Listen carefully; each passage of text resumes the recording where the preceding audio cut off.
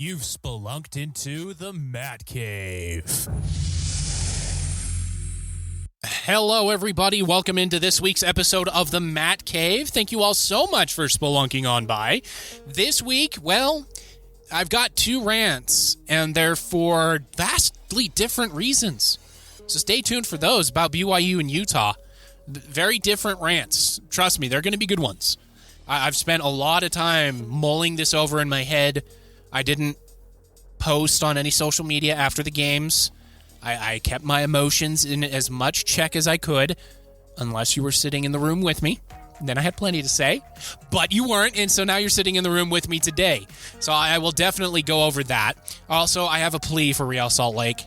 Just please, some defense. Please. Like, come on. It can't be that hard.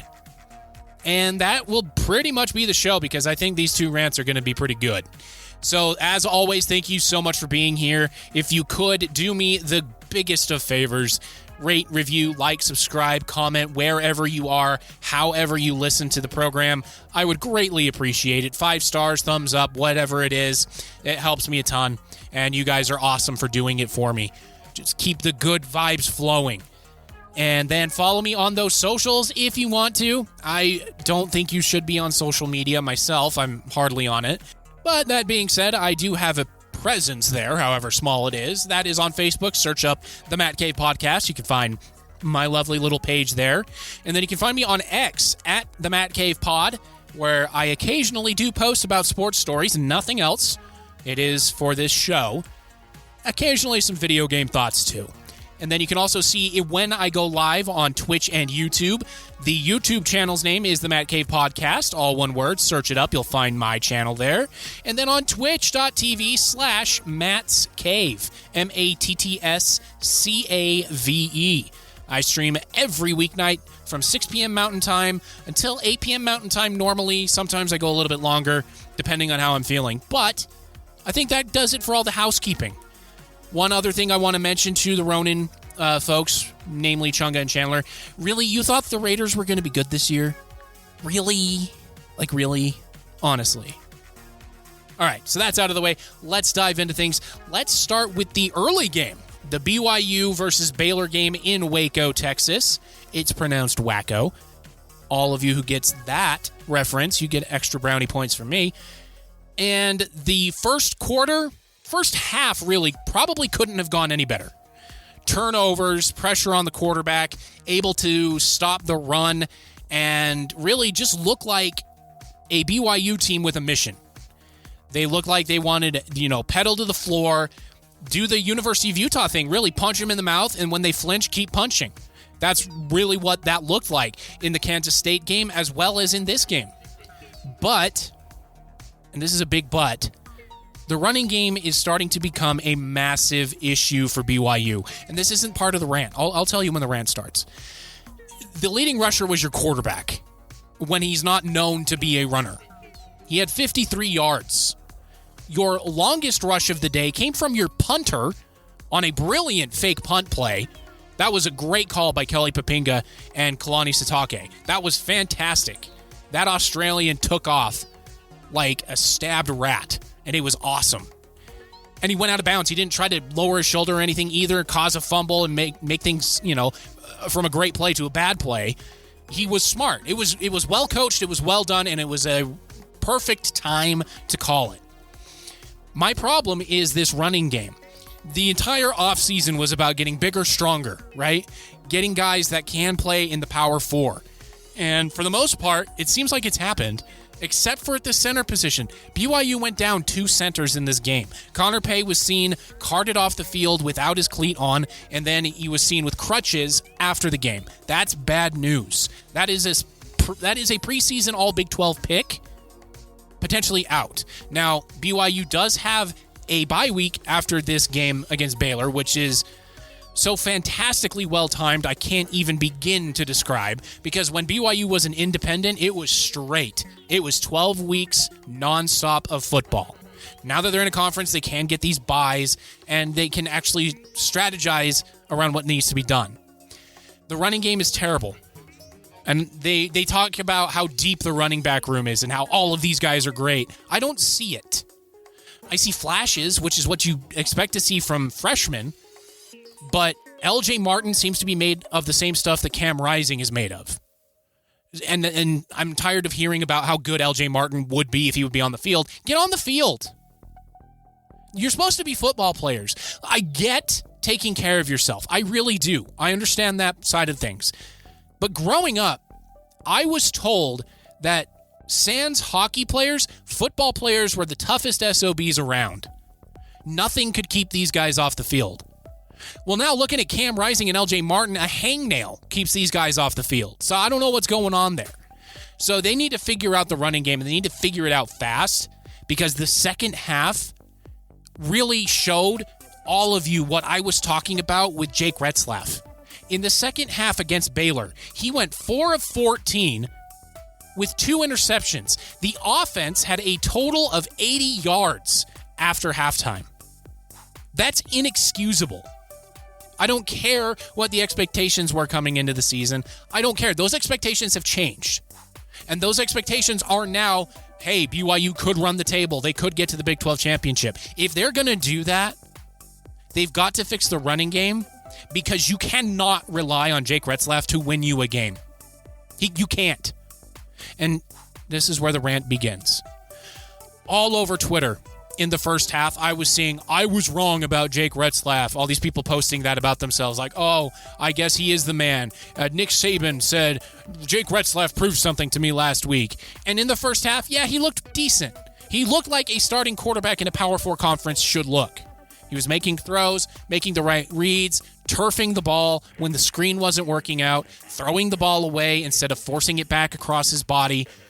That's what you're supposed to look like as a Power 4 quarterback. That is not a true freshman. You fans, don't worry, I'm getting to it. With Jake Retzlaff, you cannot count on him to make the right read ever, ever, ever in any play. And then his receivers, God bless them, dropped some balls. And you fans, don't worry, I'll get to that in a minute. This team has surprised a lot of people. They're 5-0. My expectation for the season, if you'll remember when I did my preview, was 5 wins. They've already matched that. The preseason over-under in Vegas for this BYU team was 4.5 wins. So if you bet the over on these Cougars, you can already cash out. Or you can double down your bet. I don't know how betting works, but so what they're doing here is they're riding an incredibly hot defense. And the most frustrating, infuriating quarterback I have seen at BYU since Riley Nelson. Jake Retzlaff is infinitely more talented than Riley Nelson ever was, but he does the same sort of stuff. They think they're these gunslinger quarterbacks that can make these throws. I'm sorry, but the only gunslinger quarterbacks that can get away with that sort of thing are generational talents like Brett Favre, Aaron Rodgers, Pat Mahomes. And even Pat Mahomes isn't really a gunslinger anymore. So this whole idea of I can make any throw, so I'm going to do it, needs to not exist. I understand that you need to be confident in your abilities, but there's such a thing as quiet confidence too. And the quiet confidence of, all right, the throw's not there, I'm going to turf it or take a sack, and then I'm going to beat you guys on the next down. And you don't even have to say a word of that to the opponent. I don't see that with Jake Retzlaff. 4 of 14, 2 interceptions in the second half. 36 total yards from Jake Retzlaff and 80 from the offense. That's also on Aaron Roderick and Kalani Sitake for taking the foot off the gas late in the second quarter. They took the foot way off the gas. There were hardly any downfield throws. The only downfield patterns that they were trying to do were long developing things that the offensive line that is now in tatters could not hold up for long enough. And then the running game disappeared. I mean, Enoch Nawahine, bless his heart, 19 carries, 51 yards, 2.7 yard average. For an offensive line, that was the focus in the offseason. That is not acceptable. That needs to change. And it also needs to change with the running back room. These guys keep getting hurt year over year over year. Why? Why? It's not bad luck. You cannot convince me that it's bad luck that these running backs year over year get injured. When it programs that are in similar size to BYU have healthy running back rooms for basically the entire season. It's unacceptable. That's on strength and conditioning, and that's on the running back coach. Sorry, Harvey Unga, but it is. It's on you. So the change needs to happen. Yeah, great. 5-0, doesn't matter how you get there as long as you get there. The best part of being 5-0 is going to try to get to be 6-0. But this team right now that we saw in the second half isn't going to win a single game. I don't care how many turnovers the defense can manage. I don't care how many fourth down stops they can get. The offense can't move the ball unless it is a miraculous catch from Darius Lassiter. And what happened to Chase Roberts?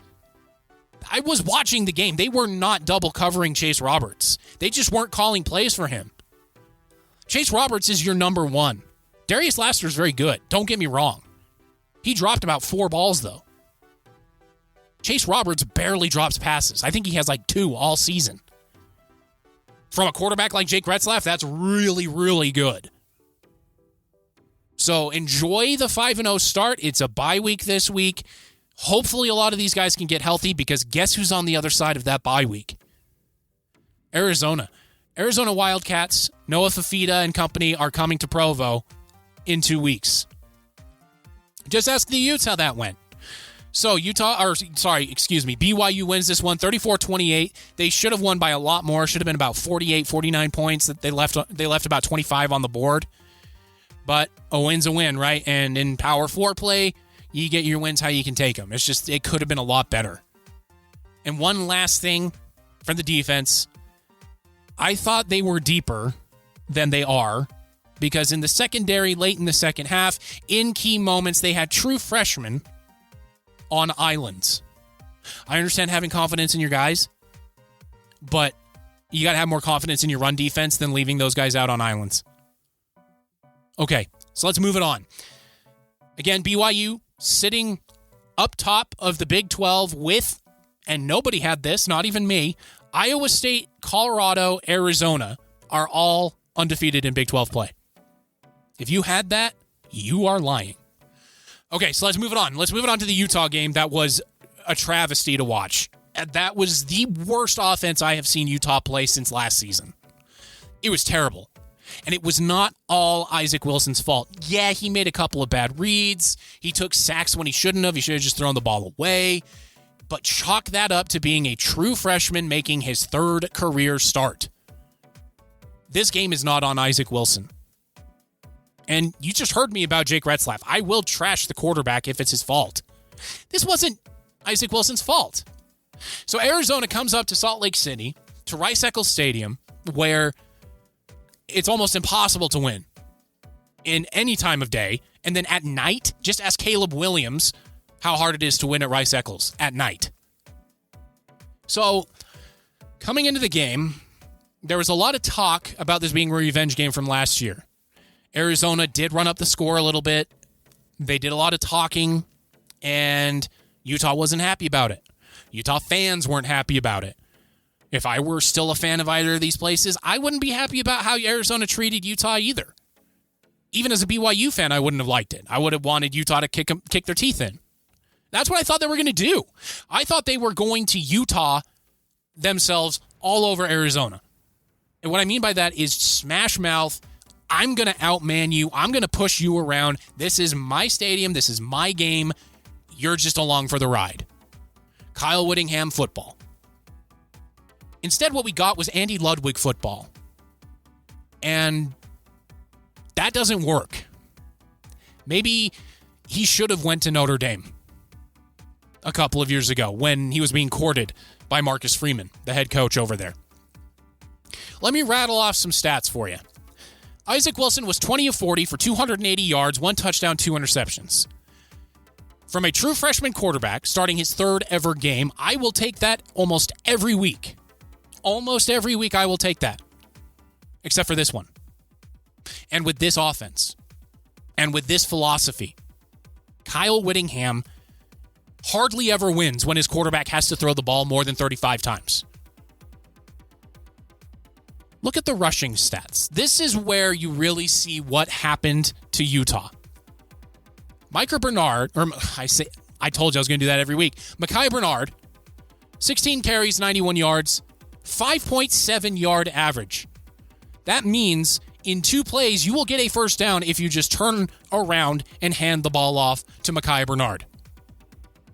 16 total carries, though, for the game. That's not acceptable for a Utah offense. It's really not. Dorian Singer is legit, okay? He is legitimate. He's number 1A and number 2B on the offense, especially with Brant Keithy being made of almost the same stuff as Cam Rising and LJ Martin. Micah Pittman, my guy that I called out at the beginning of the season, is really letting me down. And he dropped a couple of balls. Caleb Lohner, 3 catches in his career, all touchdowns. Now, Brock Osweiler on the call said that he has a future on Sunday. Well, pump the brakes. He's a very raw prospect. Is there something there? Potentially. He is very big for a football player. And it's the same sort of background that Hall of Famer Antonio Gates had, as well as Jimmy Graham and Hall of Famer Tony Gonzalez had. But they played football at least a little bit more than Caleb Lohner ever has. So let's pump the brake on that. The defense, they did well. I'll say it. They did well. They held Noah Fafita under 200 yards passing. They picked him off once. The problem was getting run all over. Utah gave up 169 yards rushing. I believe that is the first time all season that they've given up over 100 yards rushing. And then they only got 84. So, who would I put the blame on for this loss? The social media easy route for this is Isaac Wilson. That's wrong. That's incorrect. It's the coaching staff. It's Kyle Whittingham and it's Andy Ludwig. They let down not just the team, not just Isaac Wilson, but all of Ute Nation. And Kyle has done this now for over a season with Cam Rising. On Twitter, I called it the Rising Saga. I mean, by now we're at episode 15 of the Rising Saga. It's really old, and the writers should have canceled it after episode 2. Okay? This will he, won't he crap doesn't work anymore. We know he's out. We know when he's out because there is no buzz around the team. The team is flat. And it's not Isaac Wilson's fault. He's an 18-year-old kid. So when you blame Isaac Wilson, you are so short-sighted and you don't really know football. So Andy Ludwig's game plan, if you could even call it a game plan, was stupid from the get-go. He gets stopped on 1 4th and short running the ball, and he abandons the running game. And it's like, okay, kid, go throw it 40 times and win us the game. No true freshman really can do that unless he has all-American wide receivers as well as an all-American front 5. Hint, that never happens. So Andy Ludwig let down the entire offense with his game plan. Kyle Whittingham and his will he, won't he. Oh, I'm Bill Belichick. Look at me. Ha ha. I have Tom Brady listed on the injury list for 20 years with just arm. Questionable. That's a disservice. And that's a disservice to the team, first and foremost.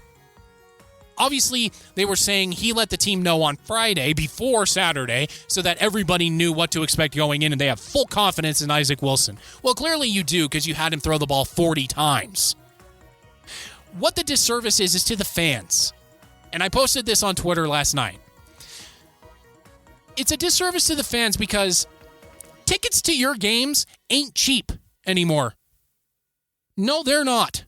Especially a game like this one. Late night at Rice Eccles Stadium. It's a unique atmosphere. It is epic. It is loud. It is a bucket list atmosphere for a college football fan. Those tickets are not cheap. And so you're doing a disservice to the fans that work very hard all week and spend money they probably don't really have to go to these games. And they want to see Cam Rising. They don't want to see Isaac Wilson. And so when they see Isaac Wilson out there taking the first snap, already the energy in the building has come down a bit. Because it's like, all right, we kind of have to play a perfect game because we have a true freshman quarterback who has flashes of brilliance, but proves that he's still inexperienced. And it's not his fault that he's inexperienced. He's 18 years old.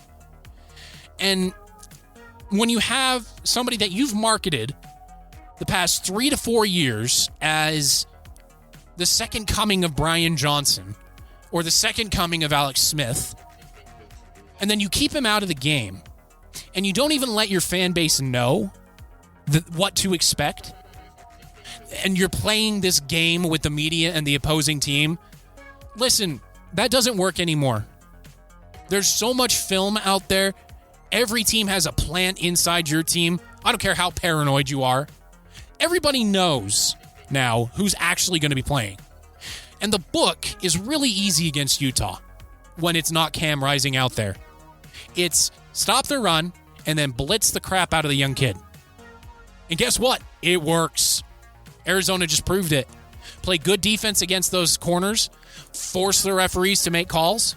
And oh, by the way, as much of a neutral observer as I try to be, those referees, while they were pretty bad, they did call an even game when it came to pass interference. For as much as Arizona's defensive backs were all over Dorian Singer and Money Parks and Brant Keithy, Utah's defensive backs were all over Tetaroa McMillan, Kean Burnett. They were all over those guys too. They called an even game when it came to PI. Now, is it right? No, but that's what you want. Anytime you talk to a coach about refereeing and officiating, they just want it to be an even game. And so all of this rhetoric out there about, these referees, everybody thought that the referees would be better in the Big 12. Turns out they're just Pac-12 referees rebranded. Yes and no. Did they miss a lot of calls? Yes. Did they miss calls evenly on both sides? Also, yes. So I would take that. I would take that to the bank. So, how do you fix this going forward? Well, the easy answer is Cam Rising. But let's just assume he's never going to play again. Getting $3 million to play 4 quarters. Fantastic grift work there, Cam. Let's assume it's just Isaac Wilson the rest of the way. What is Utah's identity? What have I said since I started this podcast about the University of Utah? It is smash mouth, punch him in the face, see how they react. If they flinch, you keep punching. That's not what they did against Arizona. They punched, Arizona punched back, and Utah was the one to flinch. I honestly can say I haven't seen that really from a Kyle Whittingham team since he first took over the program. I really haven't seen that. So the identity of Utah football is pound the rock. Shove it down their throat. You've got the offensive line to do it. You also have the running back to do it. Mekhi Bernard is a man, okay? It takes 2 guys at least to bring him down every time he totes the rock. Why did you give up on that? It's inexcusable from my standpoint. So if I'm a University of Utah fan, I am probably for the first time angry at Kyle Whittingham about how he's handled Cam Rising and this entire thing over the last 2+ years. Why not just be honest with your fan base? Because guess what? Those fans are who's paying your salary. You can say it's the University of Utah. You can say it's the boosters. You're wrong. It's the people who give a crap about your school. If you keep toying with them, they're going to stop showing up. Okay, that part of the rant's over. My second part of the rant is to Utah fans who went to the game. What in the world are you doing? You caused a delay of game on your own offense because you wouldn't shut up when they had the ball. Was it a bad call that they missed? Yes.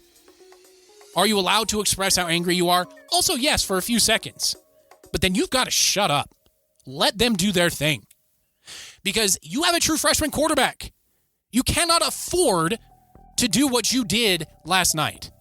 You're supposed to be loud when the other team has the ball. Not when your team has the ball. See, the Utah fans have to be better. Normally they are. Normally Utah fans are among the smartest fans in the country because you could hear a pin drop normally when Utah has the ball. Last night, they were just out of control the entire time. The referees really got to the fans, and then the fans got to the players because these are still college kids. These are not professionals. And so the fans got to the players. And so the players started asking for flags when there weren't really flags because the fans kept booing. So Isaac Wilson couldn't hear the play call. They get to the line. It's a very important drive because they were only down 7 at the time. And you cause your team to waste a timeout or get a delay of game.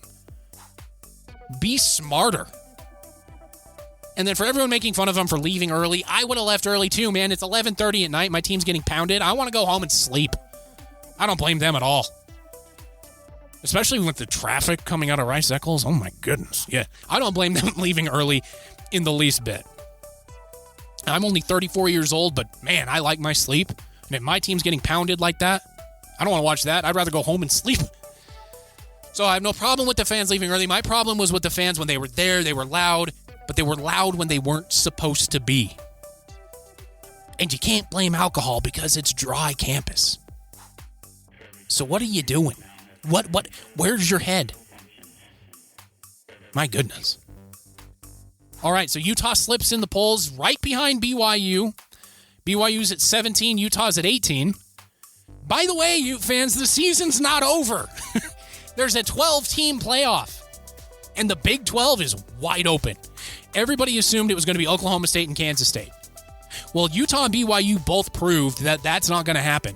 BYU shellacked Kansas State, who then turned around and put the hammer down on Oklahoma State. And then Utah's defense, which is still elite, by the way, they only gave up 23 points when the other team had a few takeaways.